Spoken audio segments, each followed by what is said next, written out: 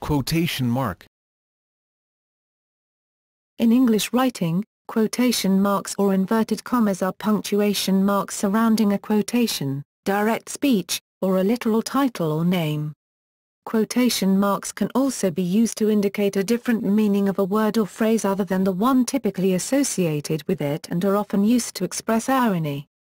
Quotation marks are sometimes used to provide emphasis, although this is usually considered incorrect. Quotation marks are written as a pair of opening and closing marks in either of two styles, single or double. Opening and closing quotation marks may be identical in form, called neutral, vertical, straight, typewriter, or dumb quotation marks, or may be distinctly left-handed and right-handed, typographic or, colloquially, curly quotation marks. See quotation mark glyphs for details. Typographic quotation marks are usually used in manuscript and typeset text. Because typewriter and computer keyboards lack keys to directly enter typographic quotation marks, much typed writing has neutral quotation marks. The Smart Quotes feature in some computer software can convert neutral quotation marks to typographic ones, but sometimes imperfectly. The closing single quotation mark is identical or similar in form to the apostrophe and similar to the prime symbol. However, these three characters have quite different purposes. The double quotation mark is similar to, and often used to represent, the ditto mark and the double prime symbol. History. In the first centuries of typesetting, quotations were distinguished merely by indicating the speaker, and this can still be seen in some editions of the Bible. During the Renaissance, quotations were distinguished by setting in a typeface contrasting with the main body text, often italic type with Roman, or the other way around. Long quotations were also set this way, at full size and full measure. Quotation marks were first cut in metal type during the middle of the 16th century, and were used copiously by some printers by the 17th. In some Baroque and Romantic period books, they would be repeated at the beginning of every line of a long quotation. When this practice was abandoned, the empty margin remained, leaving the modern form of indented block quotation. In early modern English, quotation marks were used only to denote pithy comments. They first began to quote direct speech in 1714. By 1749, single quotation marks, or inverted commas, were commonly used to denote direct speech. Usage. Quotations and speech. Single or double quotation marks denote either speech or a quotation. Double quotes are preferred in the United States, and also tend to be preferred in Canada, Australia and New Zealand. Single quotes are more usual in the United Kingdom and South Africa, though double quotes are also common there. A publisher's or author's style may take precedence over regional general preferences. The important idea is that the style of opening and closing quotation marks must be matched. For speech within speech, the other style is used as inner quotation marks. Sometimes quotations are nested in more levels than inner and outer quotation. Nesting levels up to 5 can be found in the Christian Bible. In these cases, questions arise about the form, and names, of the quotation marks to be used.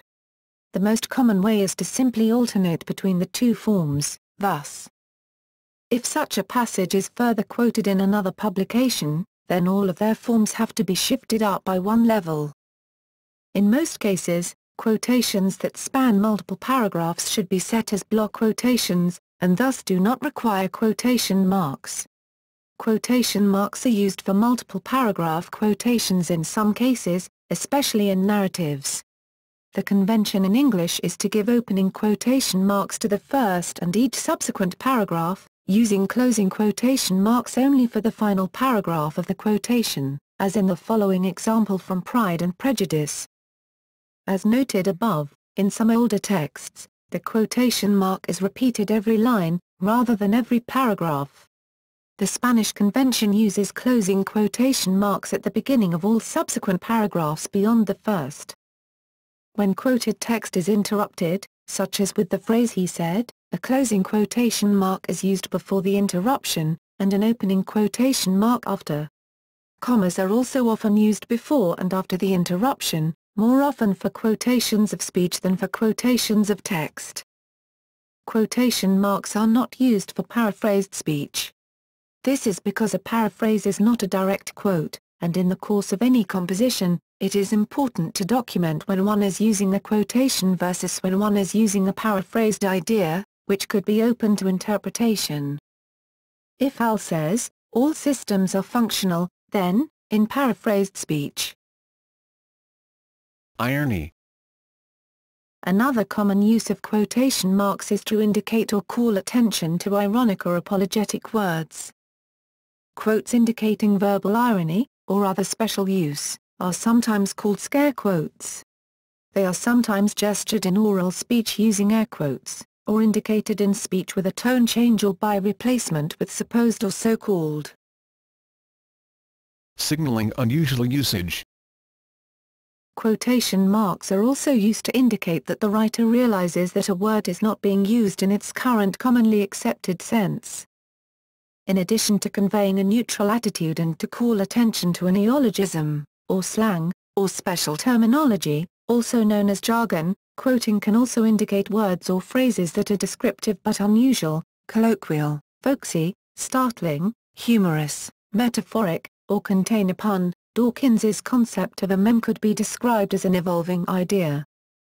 People also use quotation marks in this way to distance the writer from the terminology in question so as not to be associated with it, for example to indicate that a quoted word is not official terminology, or that a quoted phrase presupposes things that the author does not necessarily agree with. Or to indicate special terminology that should be identified for accuracy's sake as someone else's terminology, as when a term, particularly a controversial term, predates the writer or represents the views of someone else, perhaps without judgment. Contrast this neutrally distancing quoting to the negative use of scare quotes.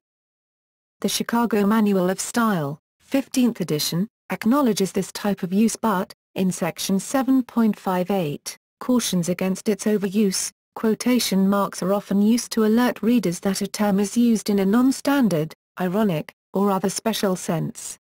Hey, imply this is not my term, or this is not how the term is usually applied. Like any such device, scare quotes lose their force and irritate readers if overused. Use mention distinction. Either quotation marks or italic type can emphasize that an instance of a word refers to the word itself rather than its associated concept.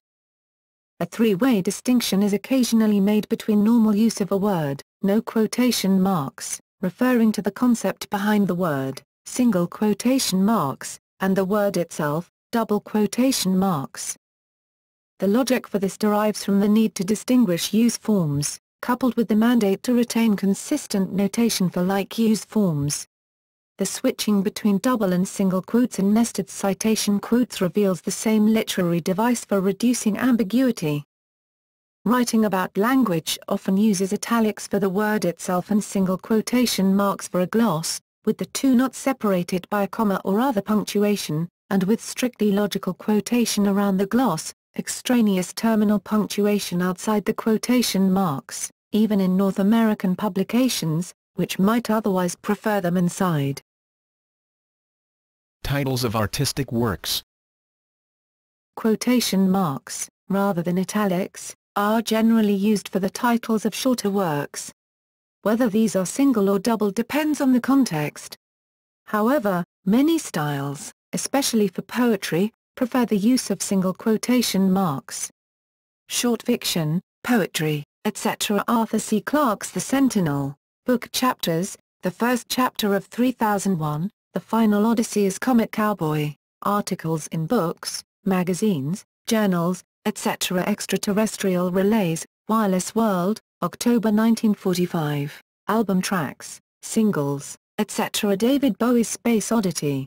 As a rule, a whole publication would be italicized, whereas the titles of minor works within or a subset of the larger publication, such as poems, short stories, named chapters, journal papers, newspaper articles, TV show episodes, video game levels, editorial sections of websites, etc. would be written with quotation marks. Shakespeare's Romeo and Juliet, Dahl's taste in completely unexpected tales. Nicknames and false titles. Quotation marks can also offset a nickname embedded in an actual name, or a false or ironic title embedded in an actual title. For example, Nat King Cole, Miles Tails Prower, or John Hannibal Smith. Non-standard usage. Quotes are sometimes used for emphasis in lieu of underlining or italics, most commonly on signs or placards. This usage can be confused with ironic or altered usage quotation, sometimes with unintended humor. For example, for sale, fresh fish, fresh oysters, could be construed to imply that fresh is not used with its everyday meaning, or indeed to indicate that the fish or oysters are anything but fresh. As another example, cashier's desks open until noon for your convenience could be interpreted to mean that the convenience was for the bank employees, not the customers. Typographical considerations. Punctuation. With regard to quotation marks adjacent to periods and commas, there are two styles of punctuation in widespread use. These two styles are most commonly referred to as American and British. Both systems have the same rules regarding question marks, exclamation points, colons, and semicolons. They differ on the treatment of periods and commas. In all major forms of English, question marks and exclamation marks are placed inside or outside quoted material depending on whether they apply to the whole sentence or just the quoted portion, but colons and semicolons are always placed outside. Did he say, "Good morning, Dave"? No, he said, "Where are you, Dave?" There are three major definitions of the word gender: vernacular, sociological, and linguistic. The prevailing style in the United Kingdom and other non-American locales, called British style unlogical quotation, is to include within quotation marks only those punctuation marks that appeared in the quoted material but otherwise to place punctuation outside the closing quotation marks. Fowler's A Dictionary of Modern English Usage provides an early example of the rule: all signs of punctuation used with words in quotation marks must be placed according to the sense. When dealing with words as words, short-form works and sentence fragments, this style places periods and commas outside the quotation marks. Carefree, in general, means free from care or anxiety. The name of the song was Gloria, which many already knew. She said she felt free from care and anxiety. When dealing with direct speech, British placement depends on whether or not the quoted statement is complete or a fragment. According to the British Style Guide Butcher's Copy Editing, American style should be used when writing fiction. In non-fiction, some British publishers may permit placing punctuation that is not part of the person's speech inside the quotation marks but prefer that it be placed outside. Periods and commas that are part of the person's speech are permitted inside the quotation marks regardless of whether the material is fiction. "Today," said Cinderella, "I feel free from care and anxiety." Fiction: "Today," said the Prime Minister, "I feel free from care and anxiety." Preferred in non-fiction: "Today I feel happy," said the woman, "carefree, and well." Regardless. In the U.S., the prevailing style is called American style, whereby commas and periods are almost always placed inside closing quotation marks. This style of punctuation is common in the U.S. and Canada, and is the style usually recommended by the Chicago Manual of Style and most other American style guides. However, some American style guides specific to certain specialities, such as linguistics, prefer the British style. For example, the Journal Language of the Linguistic Society of America requires logical quotation.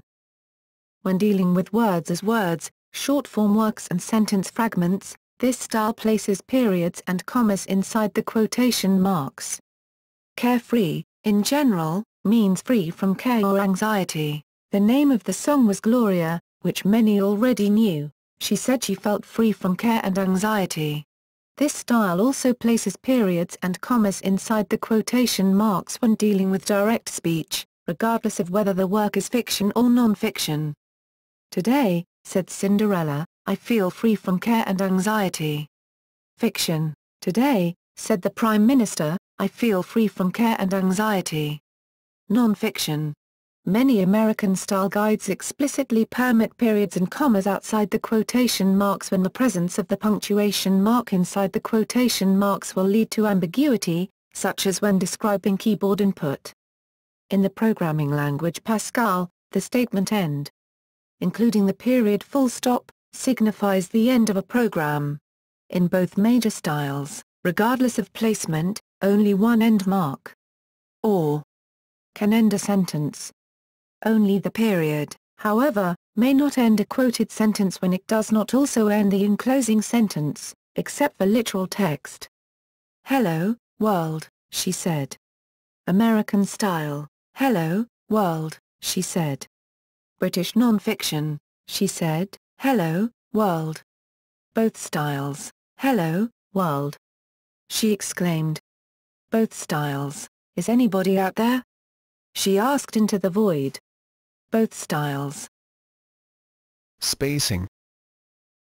In English, when a quotation follows other writing on a line of text, a space precedes the opening quotation mark unless the preceding symbol, such as an em dash, requires that there be no space.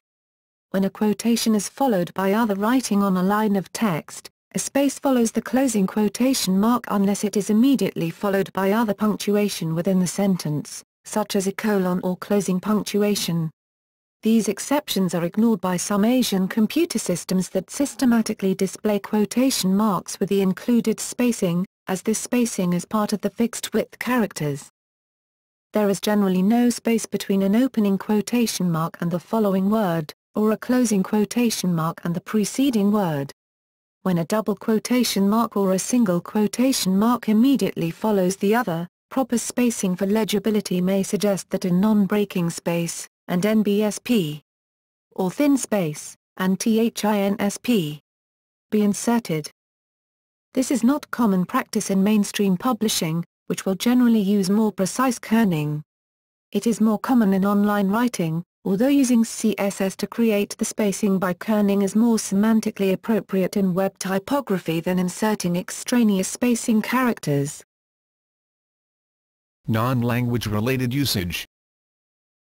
Straight quotation marks, or italicized straight quotation marks, are often used to approximate the prime and double prime, for example, when signifying feet and inches, arc minutes and arcseconds or minutes and seconds, where the quotation mark symbolizes the latter part of the pair. For instance, 5 feet and 6 inches is often written 5 feet 6 inches.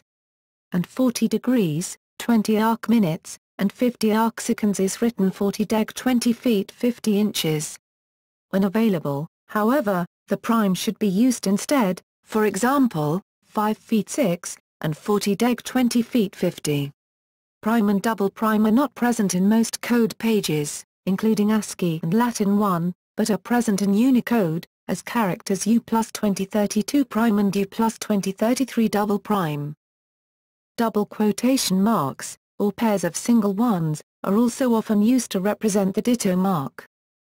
Straight single and double quotation marks are used in most programming languages to delimit strings or littoral characters, collectively known as string literals.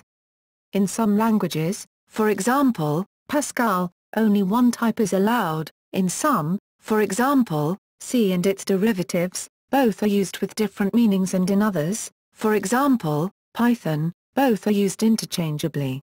In some languages, if it is desired to include the same quotation marks used to delimit a string inside the string, the quotation marks are doubled. For example, to represent the string eat hot dogs in Pascal one uses eat hot dogs. Other languages use an escape character, often the backslash, as in eat /hot dogs. Typing quotation marks on a computer keyboard.